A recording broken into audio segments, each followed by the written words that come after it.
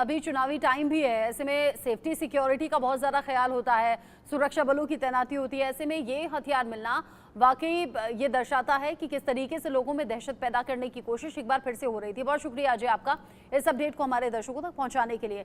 आगे बढ़ेंगे, जो अगली बड़ी खबर है वो सीतारपुर से है, जहां पर सीएम योगी की रैली हुई है और रैली में कई बड़ी बातें सीएम योगी ने कही है। वो कह रहे हैं कि महिलाओं को सिलेंडर हम दे रहे हैं, साथ ही साथ कहा कि किसान भाइयों का जो कर्ज है वो भी माफ किया गया है। आज किसान सम्मान निधि देश का किसान पा रहा है। पहले किसान आत्महत्या किया करते थे, लेकिन अब किसानों की दशा दिशा सुधरी है। यानी कि सीधे सीधे उनका इंडिकेशन ये है कि जो बीजेपी की सरकार में काम हो रहा है, चाहे वो यूपी है या फिर वो केंद्र की है, यानी कि जो डबल इंजन की सरकार है, उसमें किसानों की स्थिति बेहतर हुई है। किसानों का कर्ज भी माफ हुआ है, सम्मान निधि भी पा रहा है, साथ ही साथ महिलाएं फ्री सिलेंडर भी पा रही हैं। एक बार सुनिए क्या कहा। तीसरी बार प्रधानमंत्री बनने से परेशान हुए लोग हैं, जो या तो भ्रष्टाचारी है या भारत के विकास को देखना नहीं चाहते।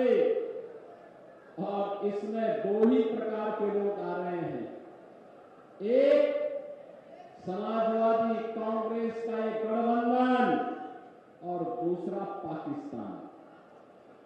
यानी इन दोनों को अच्छा नहीं लग रहा है।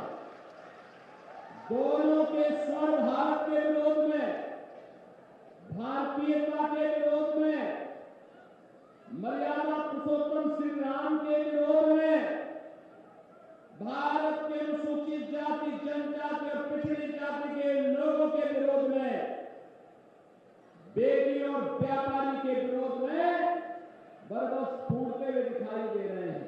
जो लाइन रेलवे की दिखाई दे रही है ना, आज से 10 वर्ष पहले ये छोटी लाइन थी, मीटर गेज थी।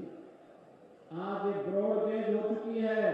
अब ट्रेन जब चलती है ना लखनऊ से, तो बहनों और भाइयों, बुलेट ट्रेन की तरह तेजी के साथ दौड़ते हुए आपको आगे की यात्रा पर लेकर के चल जाती है।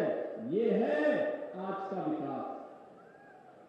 कांग्रेस के समय, समाजवादी पार्टी के समय एक तो उनका विकास का विजन ही नहीं था, और वे कोयले के इंजन से चलने वाले भाप की तरह ही उनकी विकास की रफ्तार भी होती थी। छुप छुप करके चलती थी और कुछ देर तक चली फिर रुक जाती थी। फिर उसमें भी वे अपने कमीशन खोरी देखते थे और योजना कभी पूरी नहीं हो पाती थी।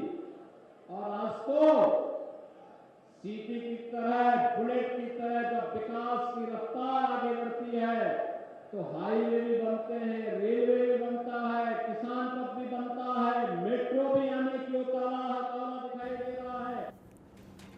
बड़ी खबर प्रतापगढ़ से है, जहां पर गृह मंत्री अमित शाह की जनसभा हुई। वहां उन्होंने बड़ी बात कही। अमित शाह बोले, 2 शहजादे 370 हटाने की बात करते हैं, शहजादे 370 की वापसी की बात करते हैं। पीएम ने आतंकवाद, नक्सलवाद का खात्मा किया है